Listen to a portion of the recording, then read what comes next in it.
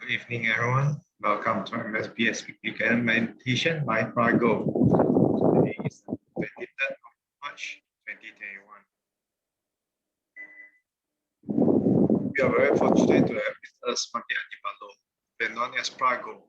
He was born on July 14, 1985 and was ordained at Satipatthana Monastery in Johor, Malaysia in 2008. Today's guided meditation is based on Asubha. But they will be leading the homage to the Buddha and taking off practices for Buddhists. Now let us compose our minds together. Okay. All right. Thank you, Terence.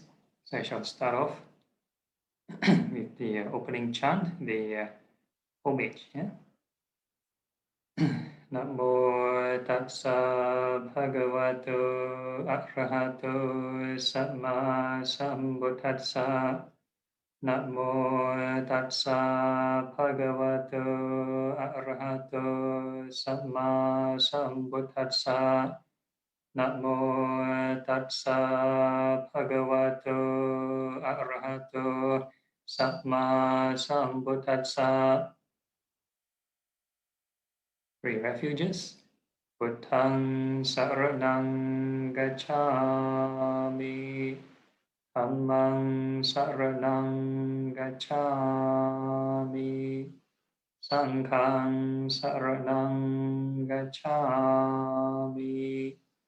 Dutiyampi buddhang saranang gacchami. Dutiyampi dhammang saranang gacchami. Dutiyampi sanghang saranang gacchami. Tatiyampi buddhang saranang gacchami. Tatiyampi dhammang saranang gacchami. Tatiyampi sanghang saranang gacchami. And the 5 precepts. Panatipata veramani sikkhapadang samadhiyami.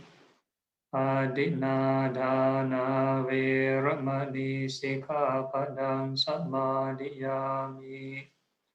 Kamesu miccācara veramani sikkhapadang samadhiyami.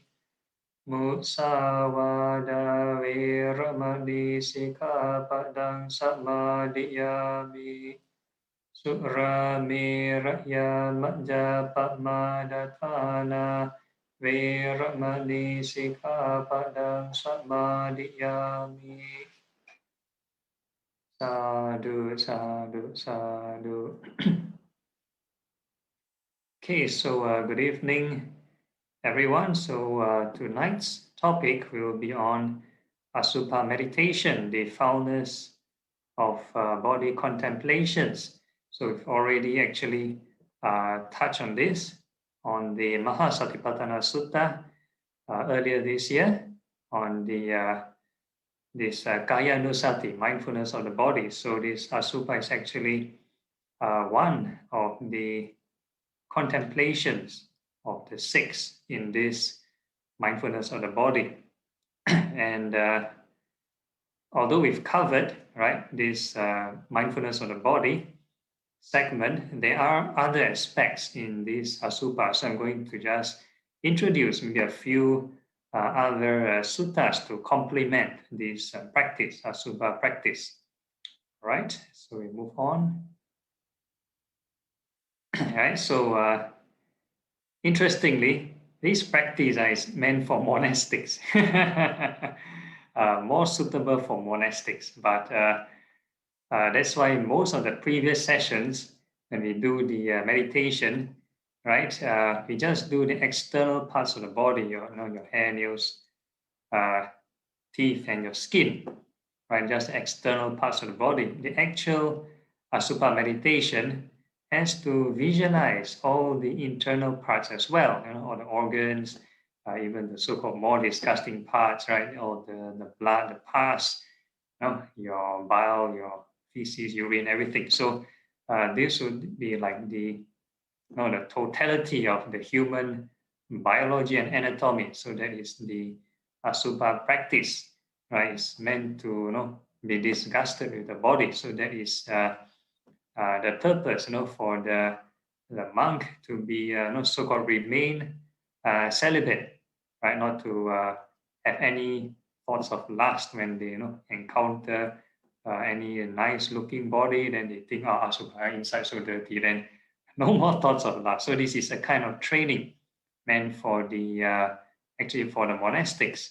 But again, when we refer to this Meghiya Sutta, this Asubha practice is an effective tool to overcome lust or greed in the cause of suffering, the Four Noble Truths. And we have greed, hatred, and delusion, or maybe greed and hatred, these two, right? So if we overcome this greed or lust, then we overcome like 50%. So this Asubha practice, right, complemented with loving kindness, overcome this anger or hatred, then you kind of pretty much clear this covered this desire, right? This strategy to overcome this desire. So that's why it's formulated in the Noble Eightfold Path, the second path, this right thought, right? Thoughts of non-greed, thoughts of non-hatred.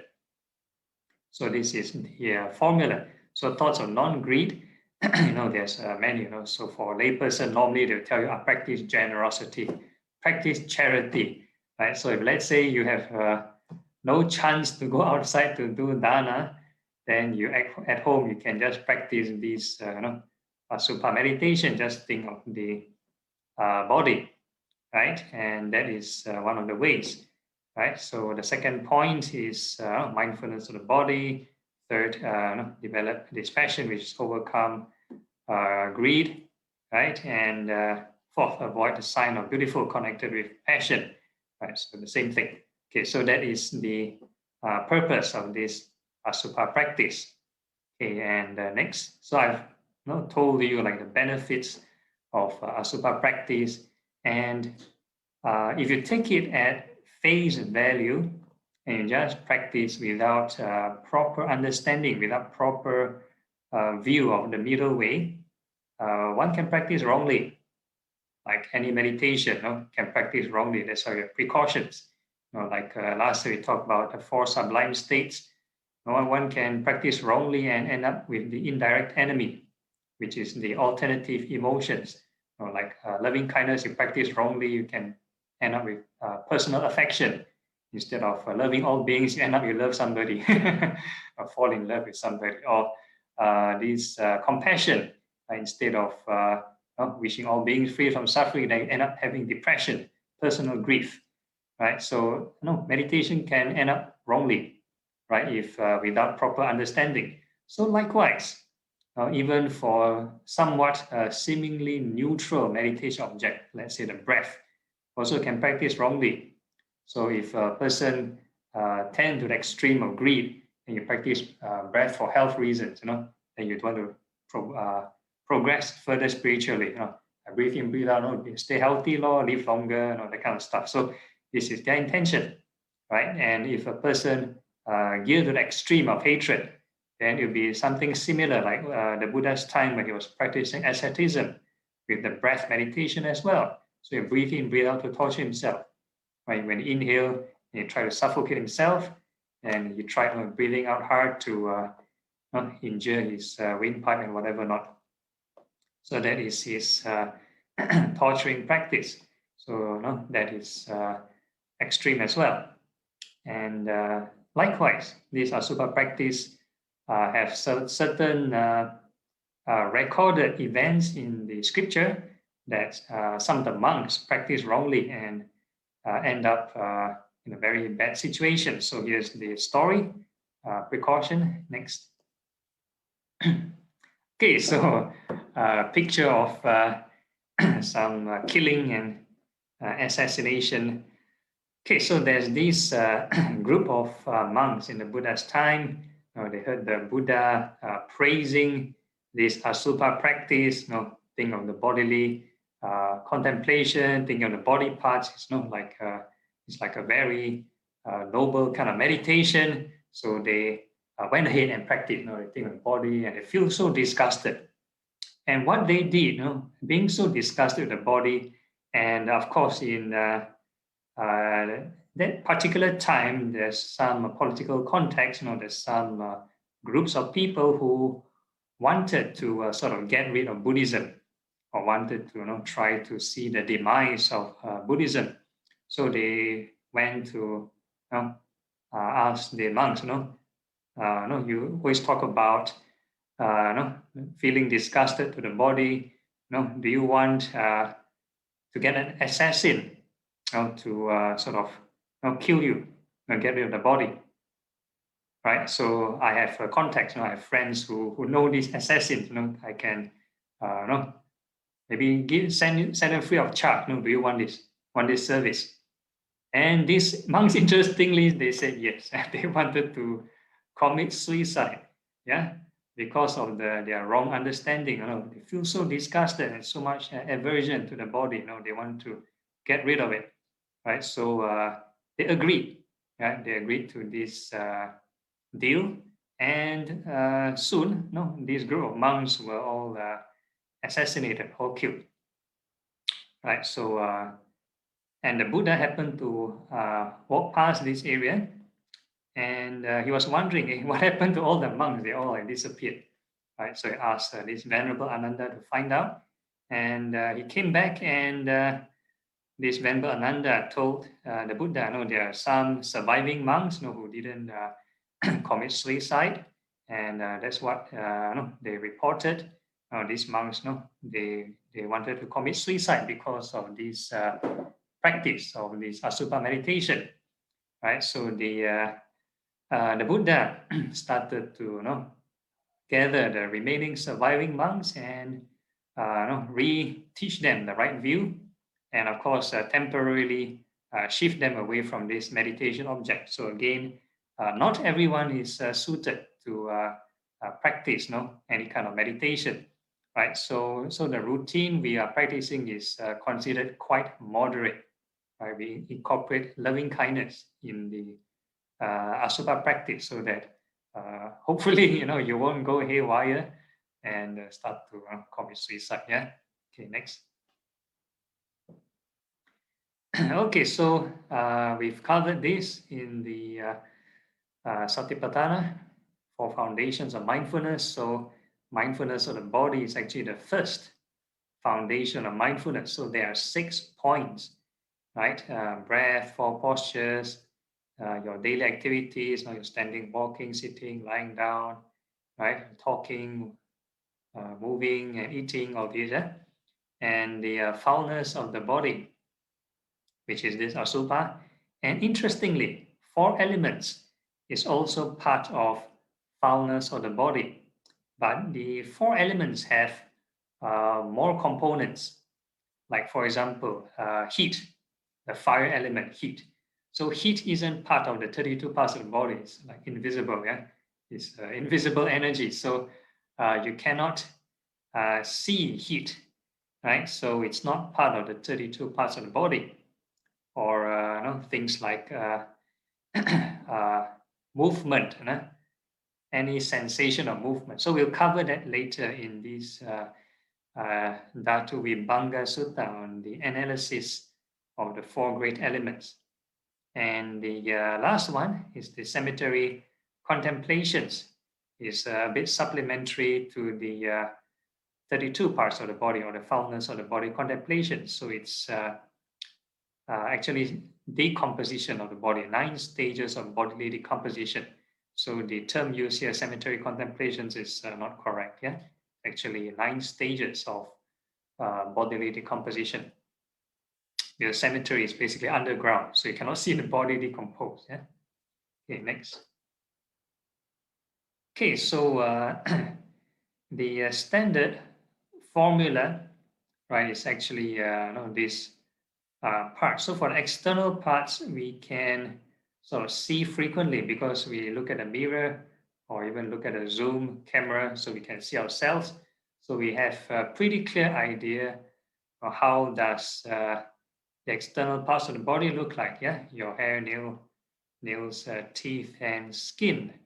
Right. So we have we call this 5 parts. Hairs of the head is considered 1 part. Hairs of the body is considered another part. So total there are 5. And following on, they are the internal parts of the body. So as we go to the parts of the body which is beneath the skin, this one requires a bit more visualization skill. And of course, not everybody has an idea, how the internal parts of the body look like. Maybe some people hardly visit the doctor's office. They don't look at the bodily chart, or they have no chance to look at the dead body, or they don't have a chance to look at animal parts body. Maybe for whatever reason they're vegetarian, they don't go to the market to look at the animal parts of the body, so they have no idea how the internal parts of the body look like. So that's why, interestingly, even for the monastic ceremony, when monks ordain, right, the preceptor, the upachaya, the preceptor for us, for the monks, part of the ceremony is for the preceptor to instruct us these 5 objects of meditation: hairs of the head, hairs of the body, nails, teeth, and skin. That's all. He never asks us to contemplate on the bones, your tendons, your muscles, or your internal organs, and so on. Never, right? Because not everybody has a chance to have a look inside the body, right? But no, for those who want to go further, right? So here's the next slide. And again, cautionary advice. If let's say some people might faint if they look at blood, I suggest you can maybe turn off this screen, or look away, or go to another view and don't look at the presentation. Right. So I'm going to carry on. Yeah. So these are the pictures. Let's say you go to the doctor's office or study biology, or even look up on the internet. So these are readily available sources of information, right? So these are all the parts of the body. I don't have to go through them. In the past, they only mentioned 32 parts of the body, because that was the science 2,500 years ago. So now in modern science, we talk about cells, atom, DNA. So earlier on, we talk about vaccinations and even mRNA. So now scientific technology is even more advanced. You can, even if you want, you can visualize to the micro level, right? Talk about DNA and all that, cells and stuff like that. So why not? Okay, next. So these are all the parts of the intestines, right? And these are stuff you might see every day if you go to visit the toilet, right? So the food, you come in, food come out. Interestingly, this is what we do for food contemplation, right? When before eat something, you want to reduce craving to the food. Then you mention, okay, these food are made of the 4 elements. One day, they come in and come out, they look like this, yeah? Or they end up parts of the body. Okay, next. Okay, so we've talked about the human biology and anatomy. And next is how to practice. Some people think, or rather the modern Theravada treatise on meditation manuals, modern Theravada manuals will mention, okay, this Asubha meditation is like a second-rate meditation object. No, you just do it first, and then you must switch to some other meditation if you want to progress further. Whereas it is not necessary. In the Buddha's time, there are monks who just practice one object of meditation, just this Asubha practice, and they reach enlightenment. Don't need to switch here and there. So, so this is one case example, Vijaya Sutta. Right. So of course, but in my meditation routine, we have a few forms. So to cater to people of different inclination. So if let's say you feel that you are inclined to this Asubha practice and you don't feel depressed, you don't lose appetite, you don't get suicidal, okay, then that's good for you. If you have signs of getting depressed, then you better stop. Change to another meditation or try to figure out and troubleshoot the understanding first. Okay, so this is the sutta, whether walking, standing, sitting, or lying down, right? So this one complements the other aspects of mindfulness of the body, right? There are 6 components. We talk about the 4 postures. So it's the same, right? Whatever you do. And interestingly, you can find it in most other meditation objects, be it contemplation of the Buddha or the other 6 recollections, contemplation on the Dhamma, Sangha, your virtues, your precepts, the generosity, the charities you've done, contemplation on devas even, yeah? And all your activities like loving kindness for sublime states, right? So the whole idea is right mindfulness and right effort. You're supposed to do it the whole day, not just this meditation class.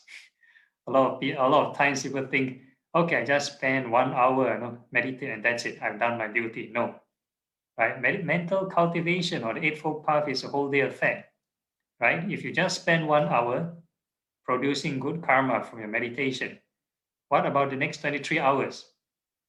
How much profit you made from meditation and how much loss you made from the 23 hours? You start to worry and start to curse and swear in the rest of the day, right? So it's not a holistic kind of practice.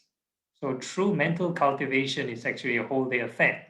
You should be mindful of your meditation theme the whole day, right? So it's mentioned time and time again. Throughout the whole day, you should be practicing. So I continue reading.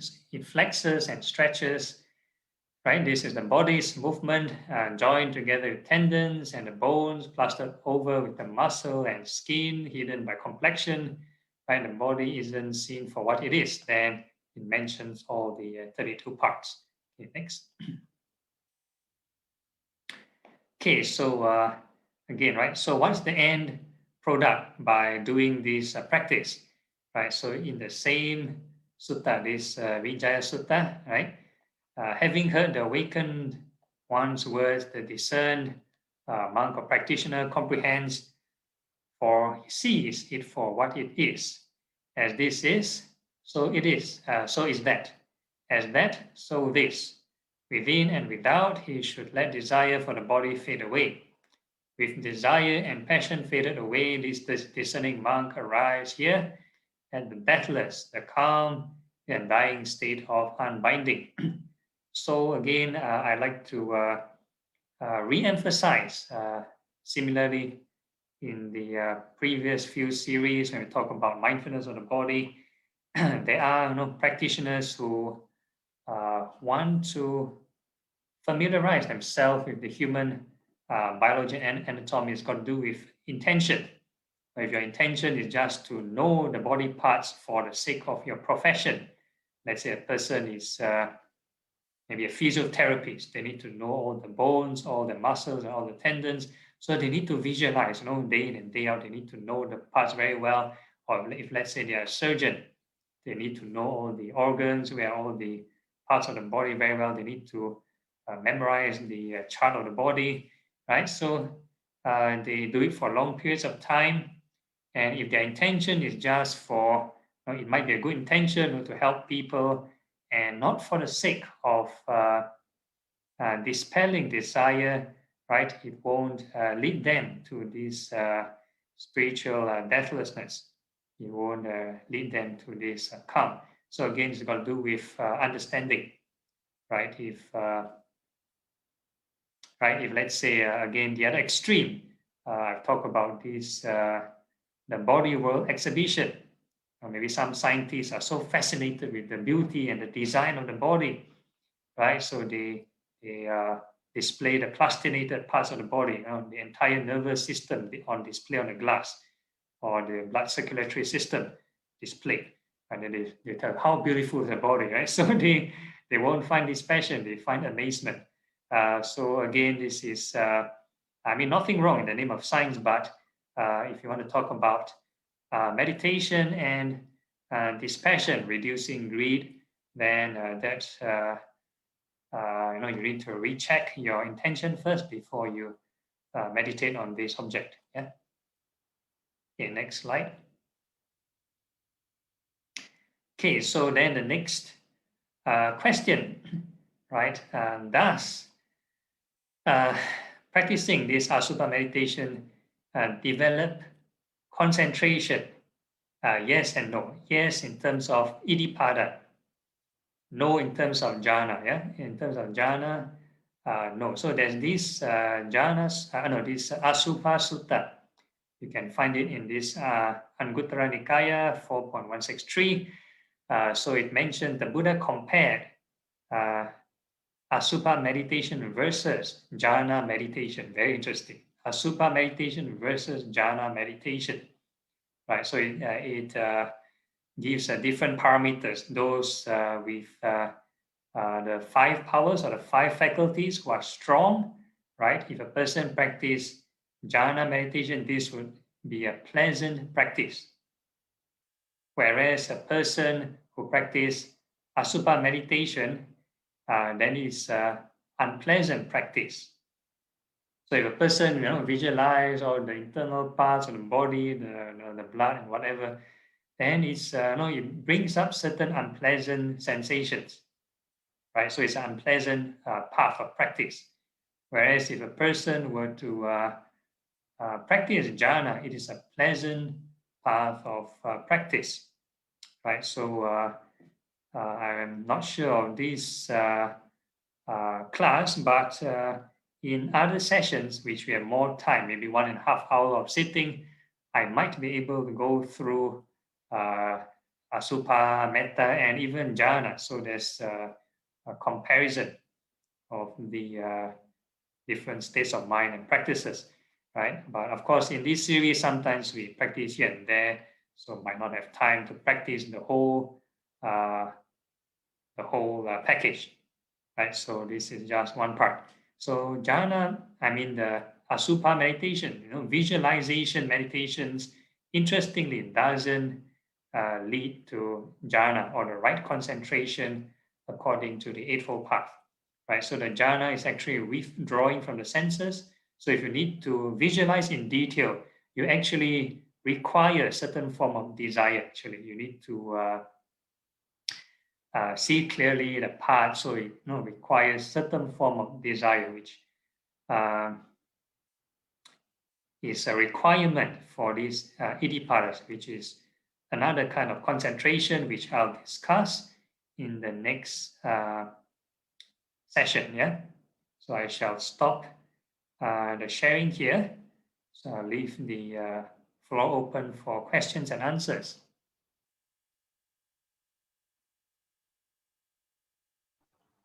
I have a question. Yeah.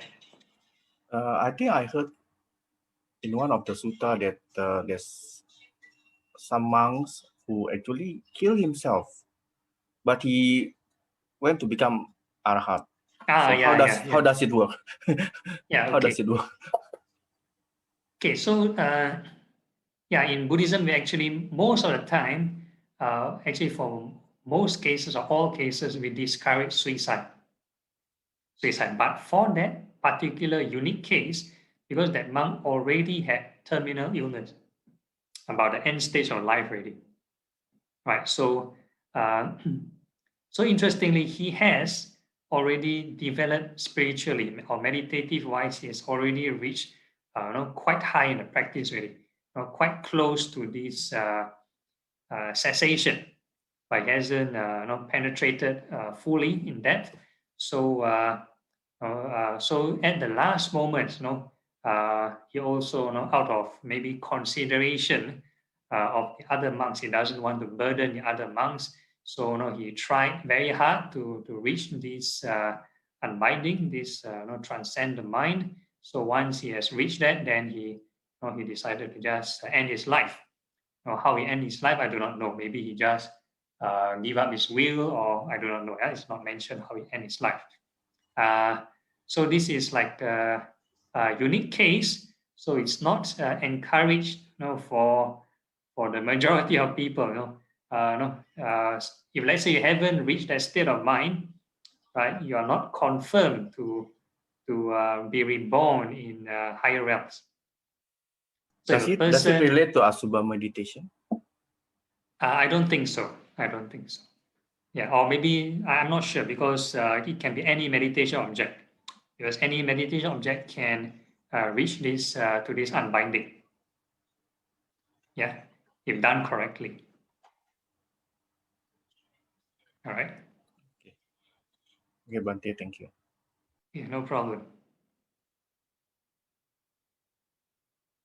So again, I have to re-emphasize, I do not encourage suicide here. Yeah. So please do not attempt to sort of end your life. So sometimes we do see news, maybe some monks or whoever doing protest, and they immolate themselves, yeah? They put themselves on fire, then they die or whatever. Please do not follow. Do not follow, yeah? This one is, again, because I'm just giving a case scenario.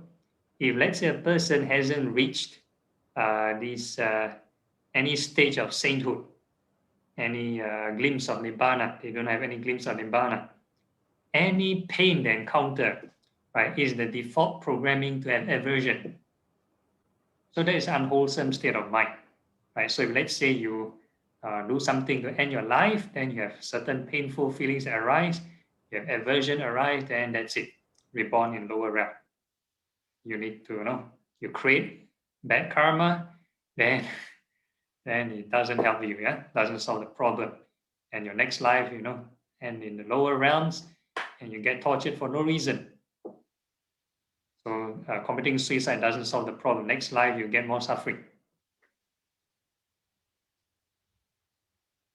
All right, so this is the path I do not recommend. I do not commit suicide. Yeah? Okay, any other questions? Bhante, just now you mentioned the Asubha meditation is actually meant to be taught to the monks, the monastics. So should we actually practice it then? And when should we practice this? Because there are so many other methods like Vipassana, and then we have Anapanasati, and then we have Metta. So when does Asubha fit into this meditation routine? Yeah, okay. So again, Asubha meditation is very effective in countering greed or lust. Greed or lust. So if a person wants to overcome greed and hatred, right? So the most effective meditation object to overcome greed is actually this Asubha meditation. And the most effective meditation to overcome hatred is loving kindness. Now, of course, all meditation, if you practice correctly, can eventually lead to Nibbana, right? But the most effective, the immediate, you can see immediate results in lowering these greed and hatred, these two meditation objects. Okay, thank you. I get it. No problem, yeah. So like in our routine, we normally do it like first, yeah? Visualization of the body parts. So it's kind of like a warm-up, yeah? So if in the full package, some people might want to go to the breath first, then end up lots of distraction, right? The mind like to run here and there, still have lots of desire. But if they reduce greed and hatred first through this Asubha and loving kindness, then they can focus on the breath more easily. Yeah. But in let's say for a bigger audience, nowadays my routine, I don't do breath. I will teach it to the more, maybe more veteran meditators or people who are more patient. They want to watch the breath. So like for general audience, just do Asubha and radiating loving kindness. Be more easier. Okay, any other questions?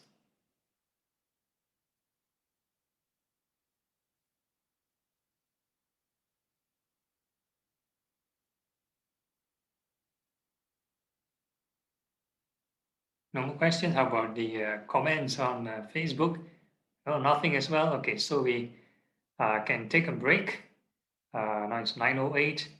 So we have 5-minute break, so maybe 9:13 we can come back so you can do your stretching and go to the toilet and remove your water element, and we'll see you back. Yeah.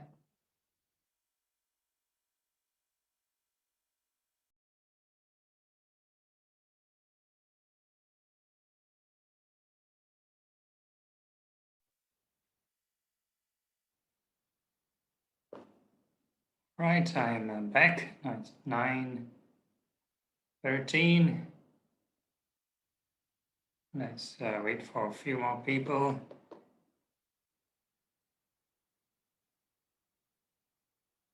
So for those who are here in the meantime, any questions or any further suggestions or future topics?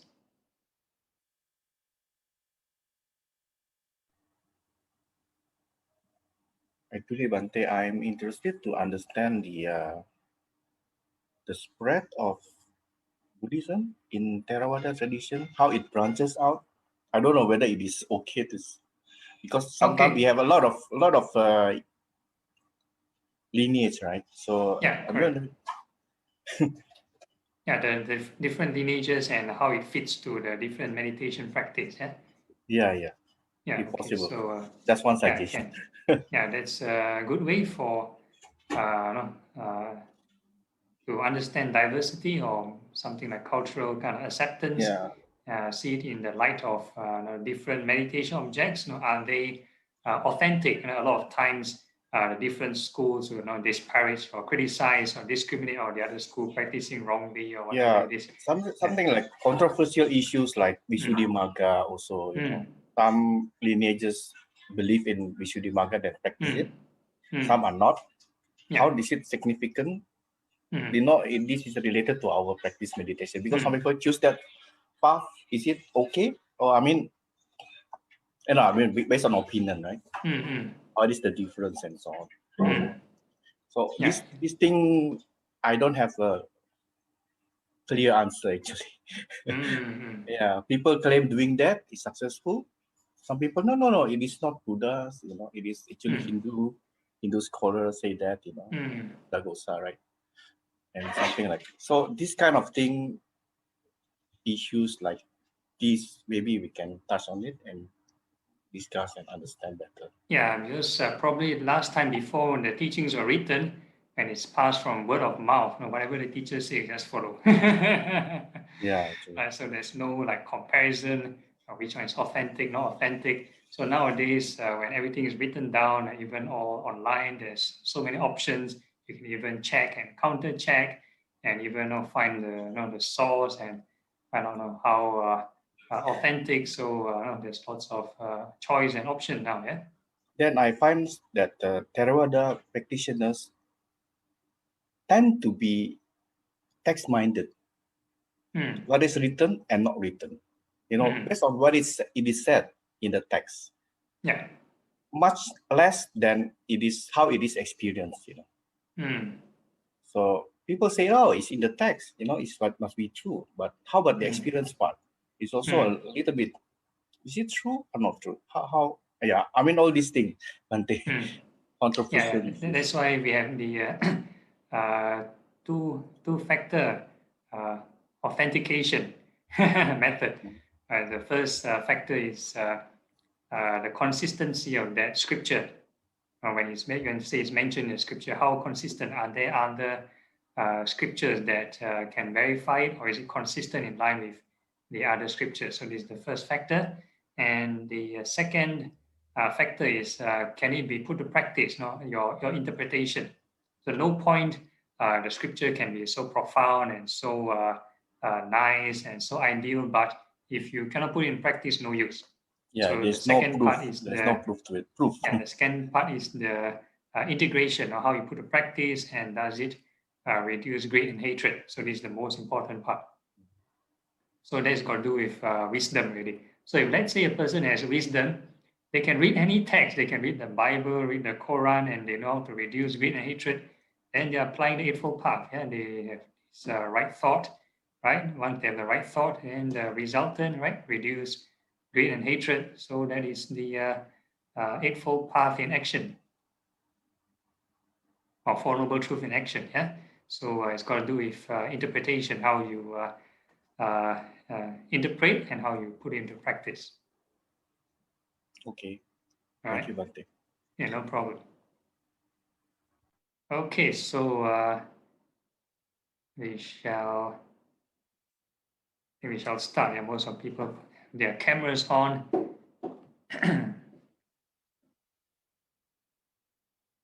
Okay, make sure you mute your mics. You have done so, and find a comfortable position.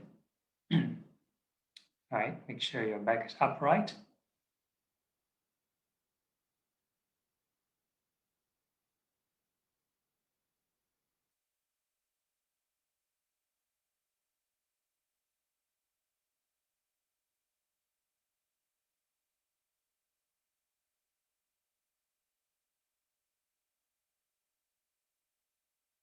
Okay, and since we're already on the topic on Asubha and we've been doing it last week, we shall continue. The first phase of meditation, starting from the external parts of the body. We're going to visualize the hairs of the head and hairs of the body, but we're going to do it with the right thought of loving kindness. So you're going to wish the hairs well and happy.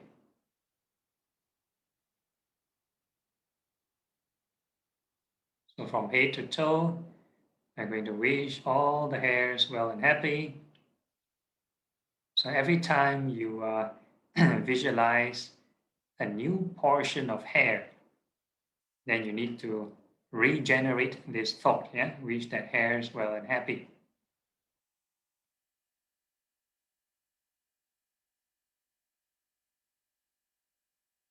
And I'd like to emphasize again, do not keep the mind idle or do not stagnate the mind for more than 2 seconds.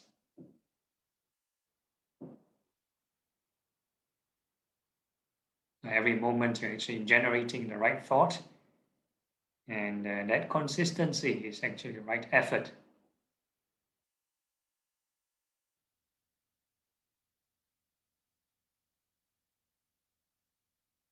Because once you do not do anything for more than 2 seconds, that means you are clinging on to something.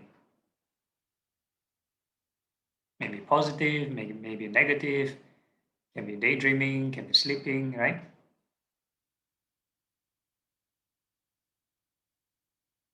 So always refresh with this right thought. Constantly wish the hairs well and happy from head to toe.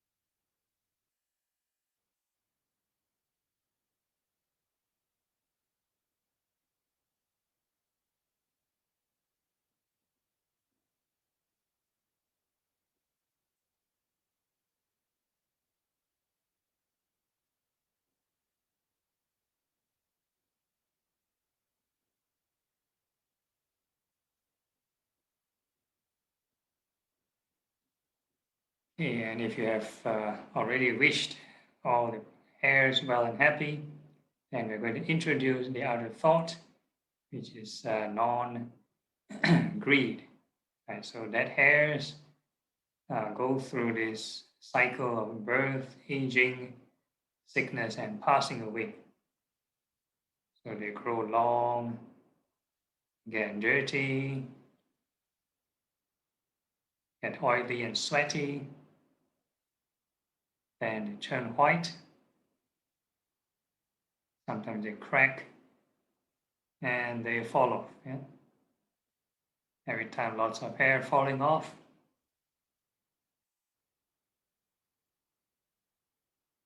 And we continually think of the cycle of birth and death. So hairs growing, hairs falling, hairs growing, hairs falling. So the more cycles, the better. The more impermanence, that means more detachment.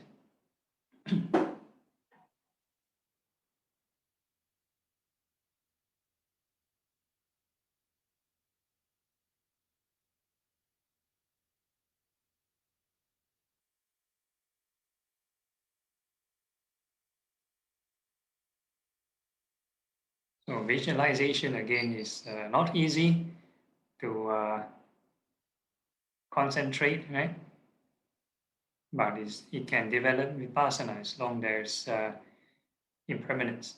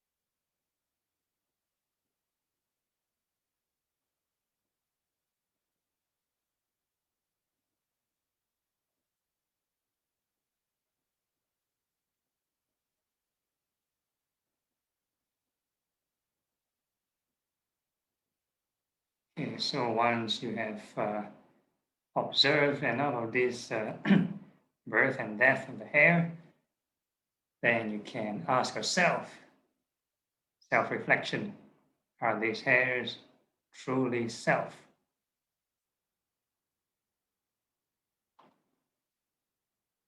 And you tell the hairs not to go through birth and death.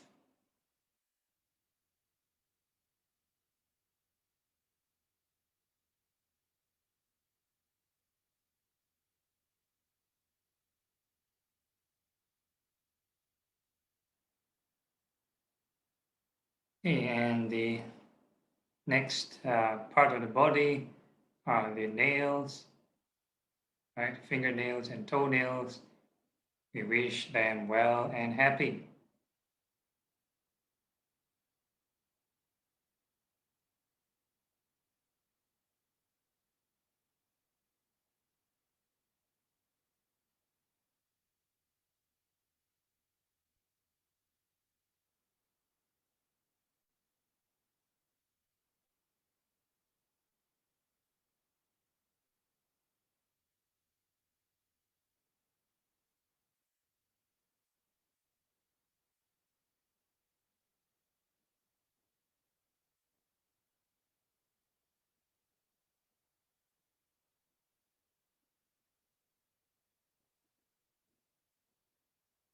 Okay, and all these nails go through birth and death.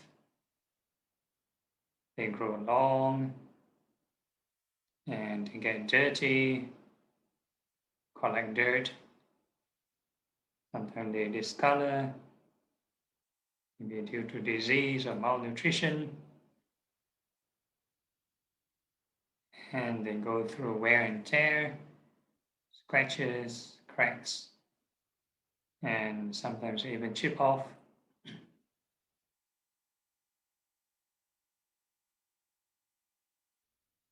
Every time we scratch on something hard, right, the nails, they fall off, or we trim our nails, they also drop off. Yeah. So we need to keep on thinking of the growing and falling of the nails, the birth and death cycle, many cycles.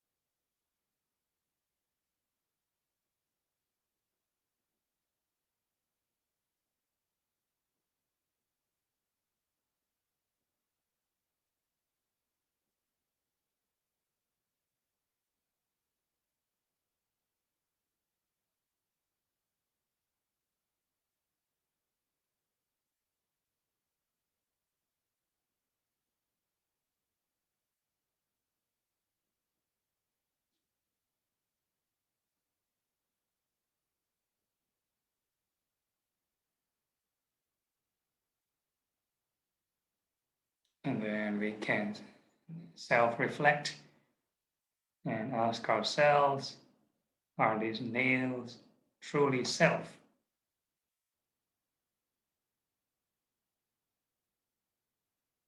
And we tell the nails not to go through birth and death.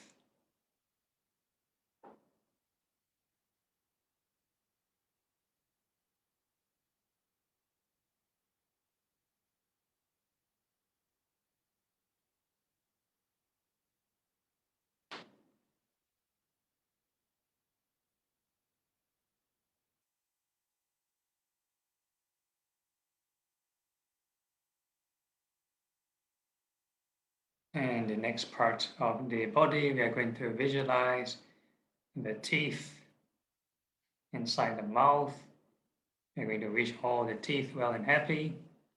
All the upper rows of teeth, may they be well and happy. And all the lower rows of teeth, may they be well and happy.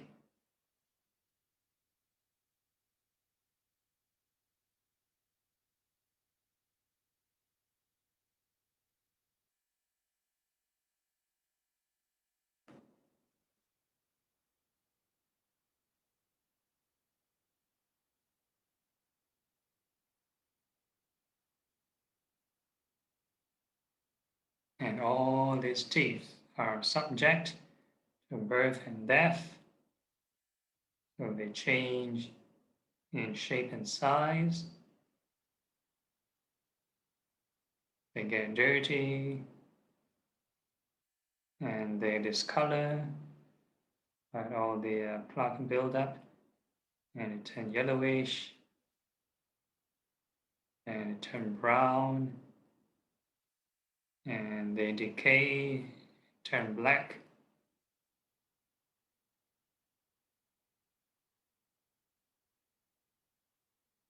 And start to tooth cavities, start to grow holes here and there.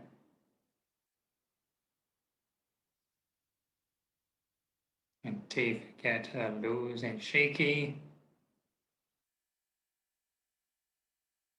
And eventually they fall off.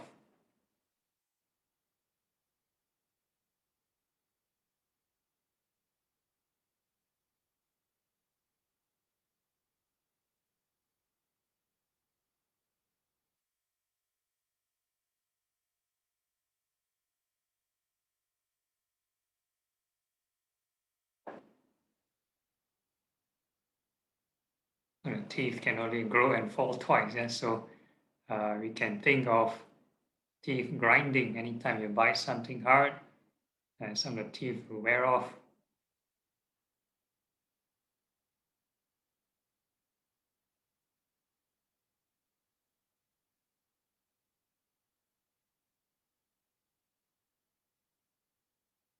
And we can ask ourselves, are these teeth truly self?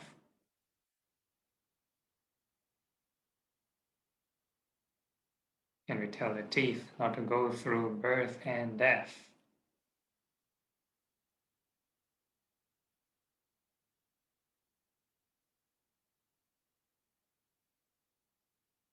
And next we can sort of visualize the skin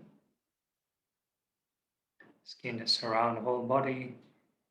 We wish it well and happy.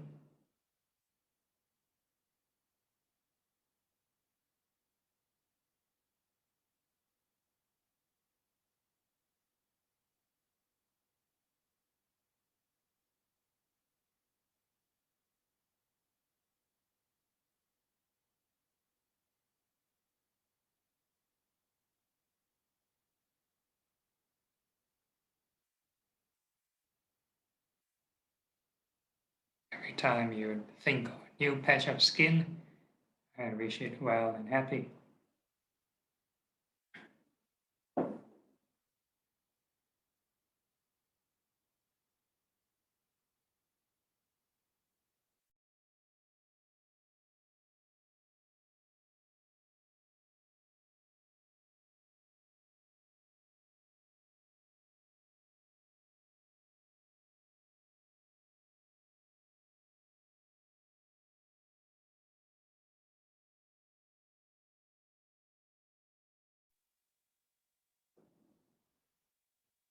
And all the skin are subject to birth and death. They get oily, sweaty, dirty, and they wrinkle over time. Sometimes all kinds of skin problems, cracks, rashes, skin irritation, oils, pimples, so on and so forth.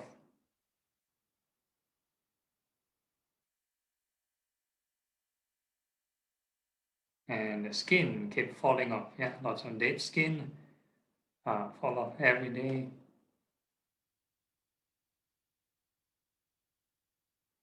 So lots of skin growing and falling, growing and falling, right, in birth and death cycle. So we keep thinking of this birth and death cycle as many times as possible.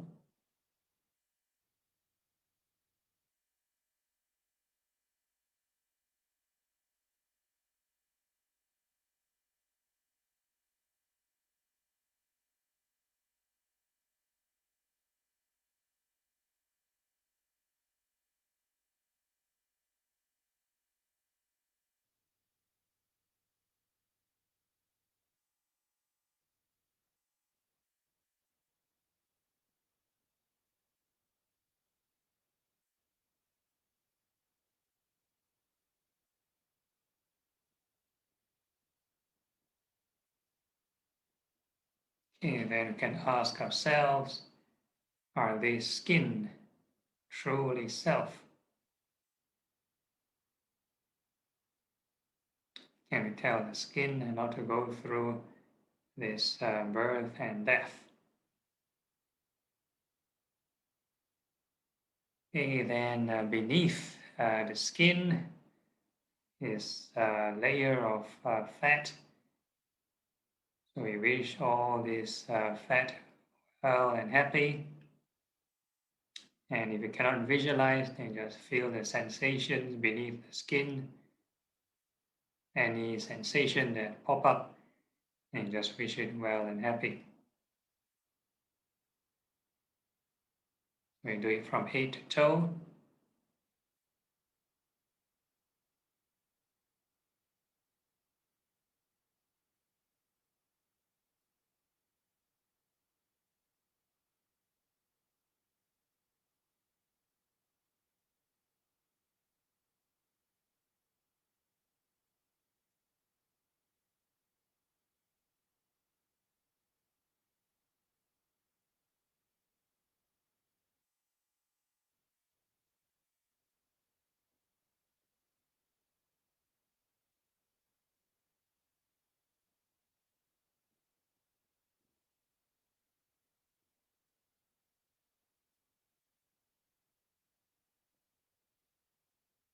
And all this fat underneath the skin go through this birth and death cycle, right?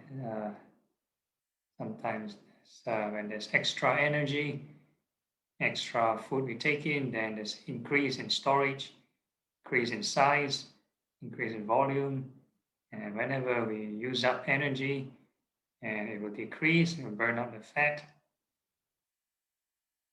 increase and decrease, and goes through this cycle of birth and death all the time.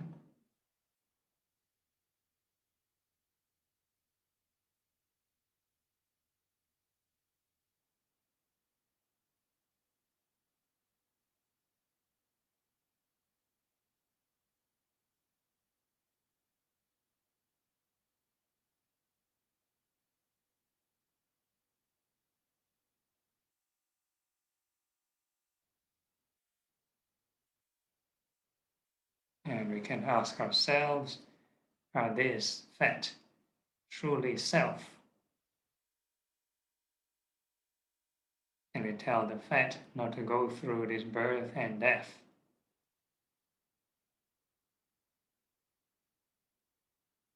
And beneath this layer of fat is all the muscles, or the flesh, muscles and tendons. And we are going to wish all the flesh from head to toe well and happy. And same thing, if you cannot visualize, and we feel all the sensations. All the sensations of the flesh.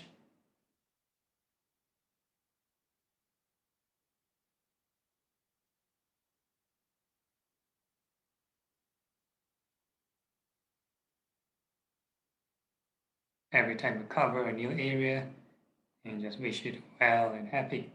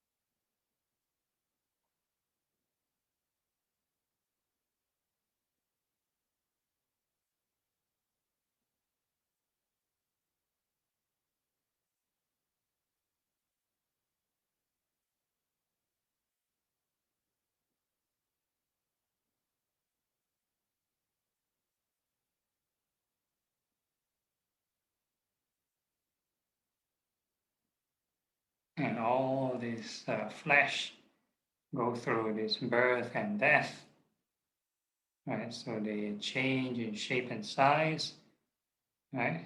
Depending on how much protein being grown, and lots of wear and tear, and muscle strain, muscle pull, muscle tear, muscle ache, muscle tension, so on and so forth, yeah?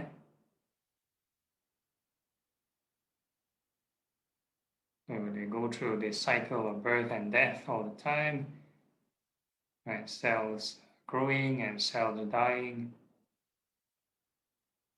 We keep on thinking of the birth and death cycle of the flesh.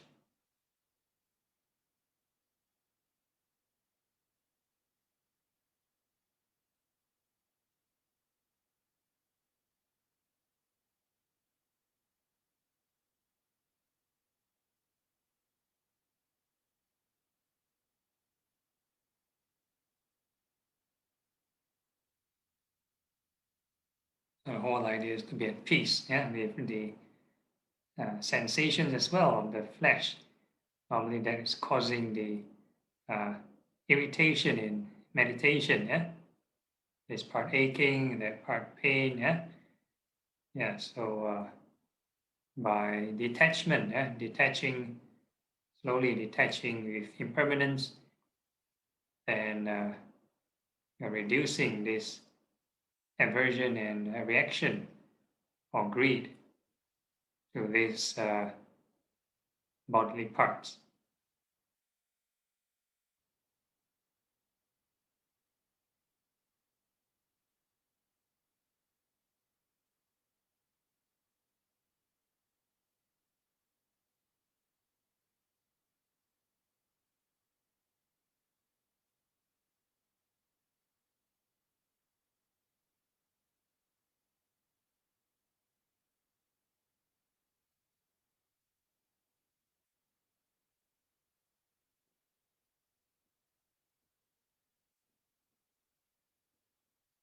And we can ask ourselves, and self-reflection, are these flesh truly self? And we tell the flesh not to go through this birth and death.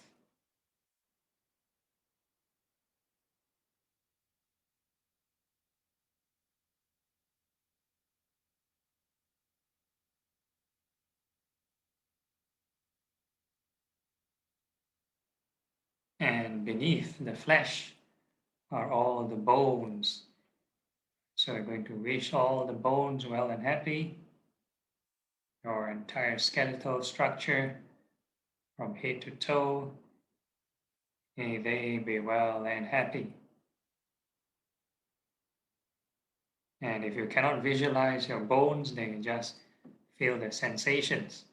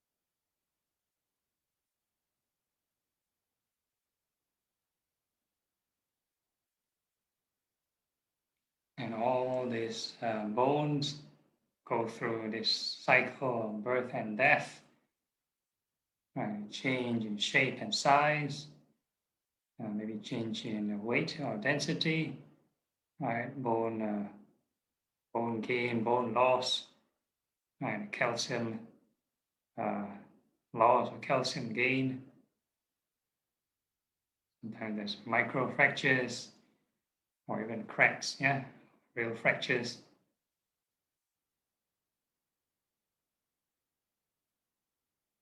And keep on thinking on the birth and death cycle of the bones.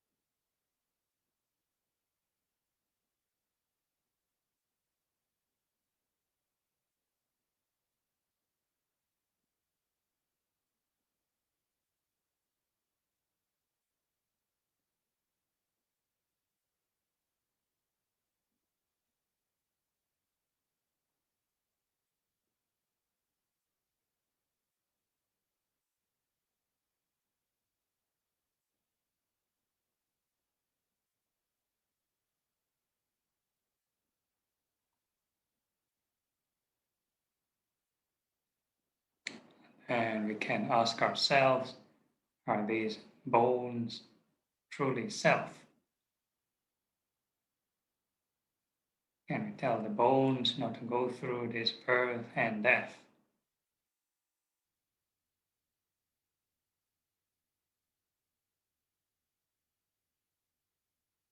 And next, beneath the bones are the internal organs. So we wish all the internal organs well and happy from top down.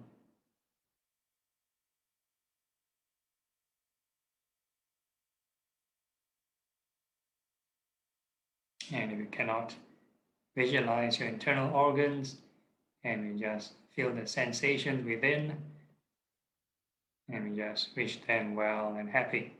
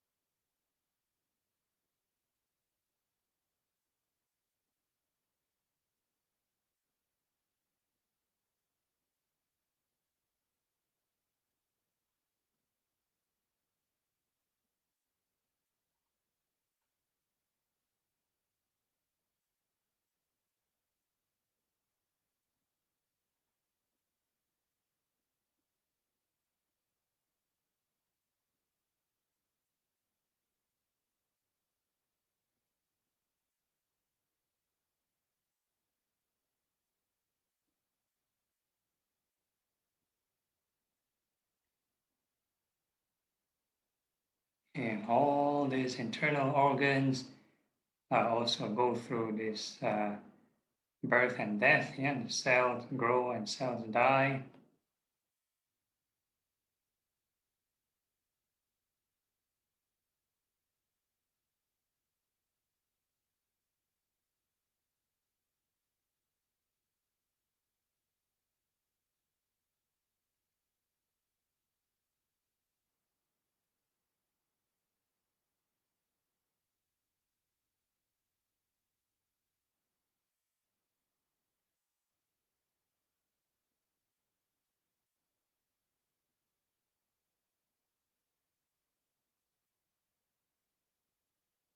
Keep on thinking many cycles of this birth and death of the organ cells.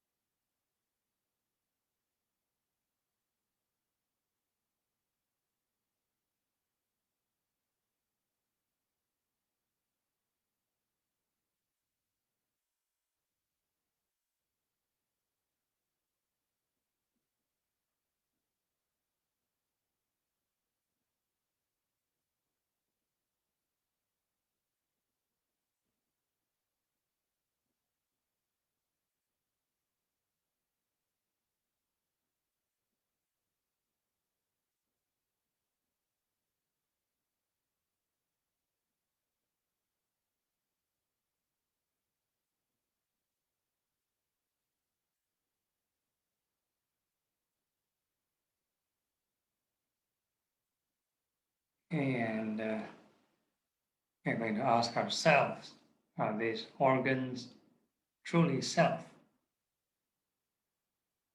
can we tell the organs not to go through this birth and death?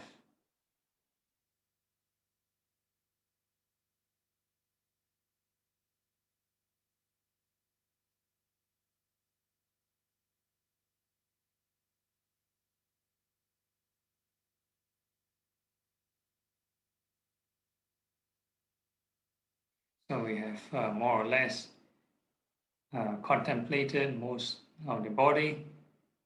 So where is the self? Yeah, and just a check only. Yeah. Okay, and next we are moving on to the next phase of meditation.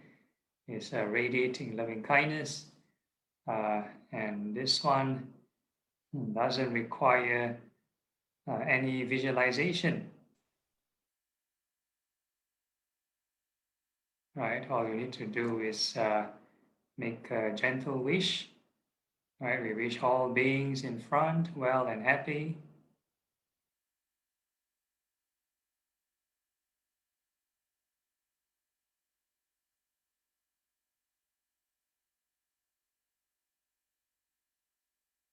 And we come back to ourselves.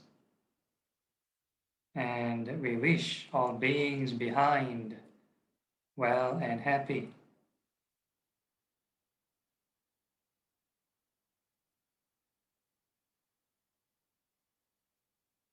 And we come back to ourselves. Next, we wish all beings on the left well and happy. And so this is a different spatial kind of training. Earlier on is visualization, so now it's directional kind of training. And we come back to ourselves, and we wish all beings on the right well and happy.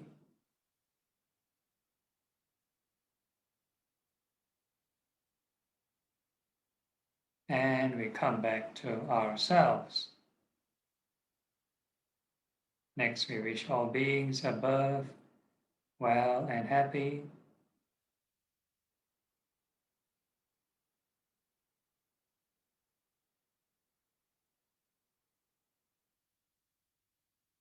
And we come back to ourselves.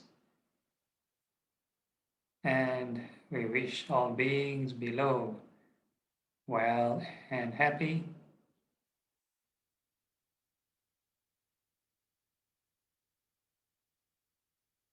And we come back to ourselves.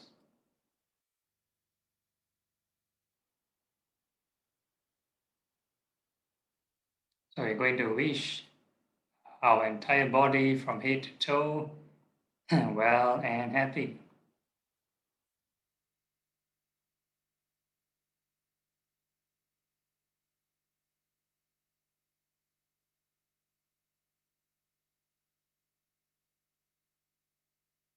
Whatever sensations you feel in the entire body, right, whatever sensation that arises, you wish it well and happy.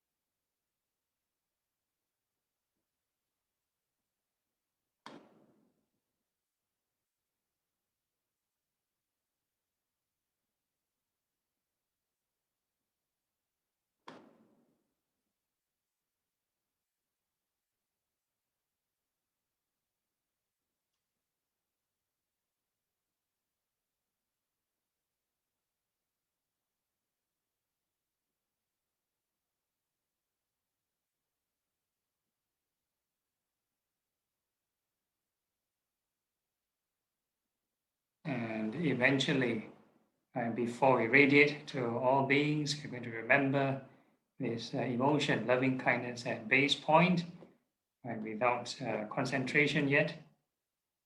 And now we're going to radiate to all directions. We're going to wish all beings in the entire universe well and happy, above, below, and all across. So no need to purposely push in the direction, just a gentle wish. May all beings be well and happy.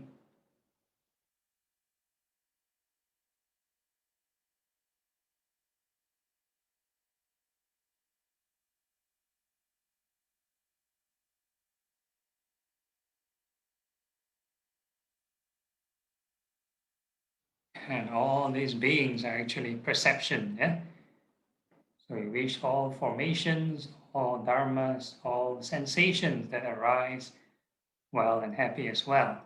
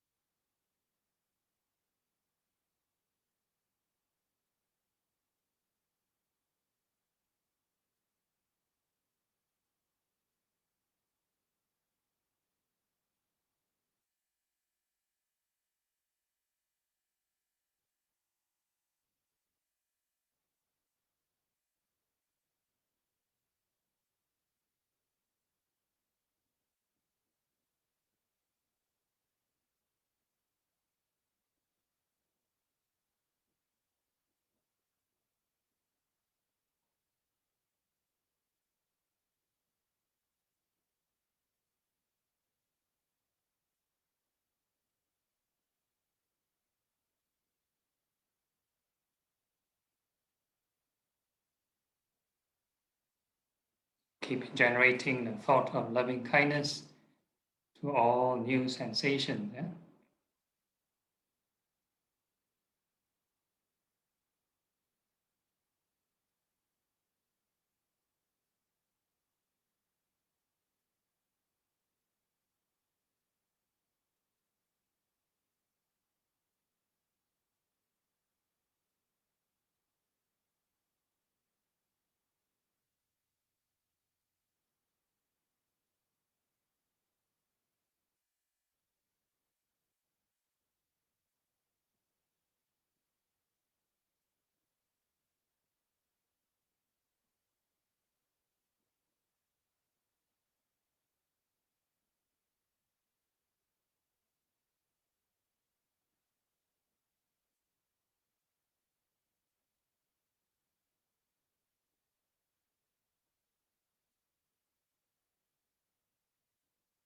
And we maintain this mindfulness, be it standing, sitting, walking, or lying down. Wherever we place our attention, whatever new formation arise, we just wish it well and happy. So with that in mind, we physically conclude the meditation, but mentally maintain this right effort and right mindfulness. So whenever you're ready, you can open your eyes.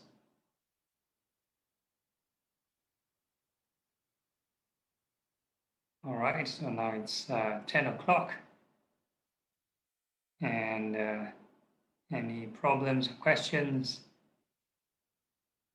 from the room?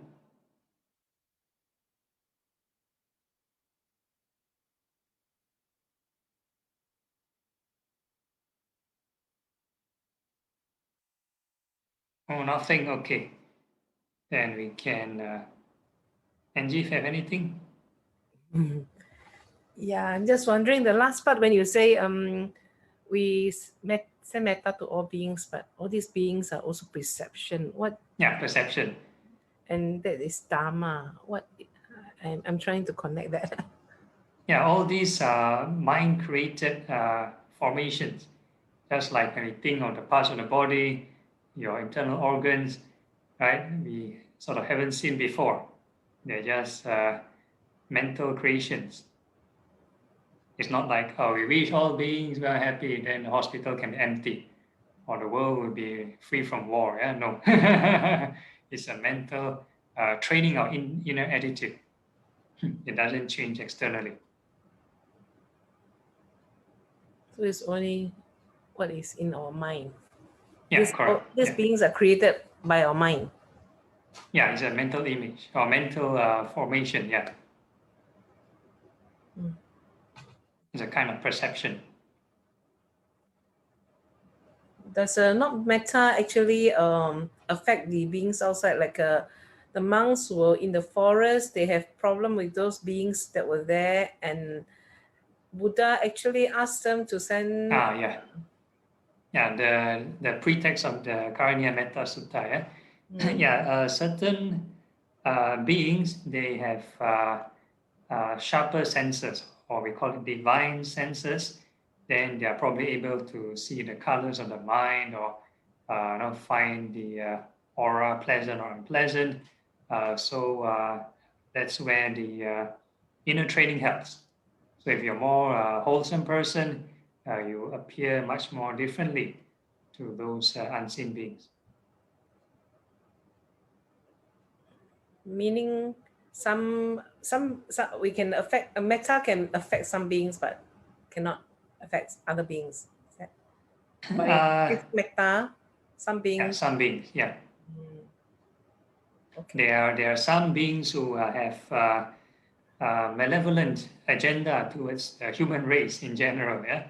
So no matter how much metta you have, they'll try to harm you and that kind of stuff. So as evident, there are many suttas, like for example, Maha, try to kacau the Buddha, and there are certain 4 heavenly king species, like the yakas or nagas, try to harm. Yeah, like even Satipatthana got injured by the yakas. Okay, thank you. Yeah, no problem.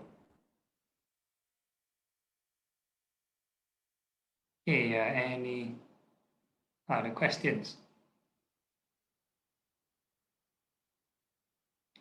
Okay, if not, then we can end the session.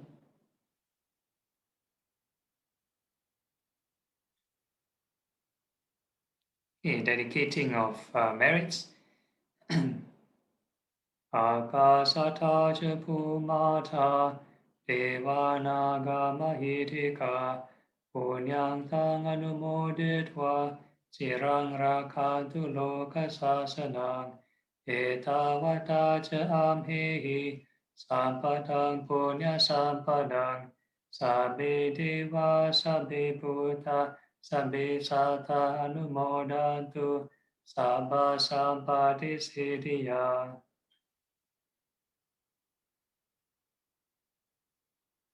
Transference of merits to departed. Idang me nyatinang hotu, sukita hontu nyatayo. Idang me nyatinang hotu, sukita hontu nyatayo. Idang me nyatinang hotu, sukita hontu nyatayo. Aspiration, imina punya kamena, mame bala samagamo.